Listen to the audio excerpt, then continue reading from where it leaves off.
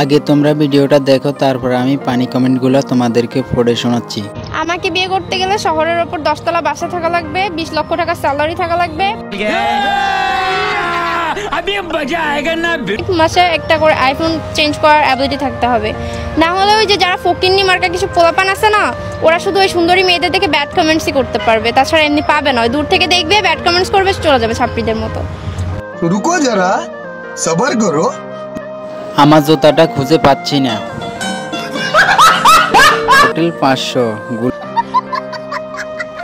গুলিস্তান 300, রাস্তায় 200, 14 ফেব্রুয়ারি দিন একদম ফ্রি। গাড়ি স্টার্ট কর।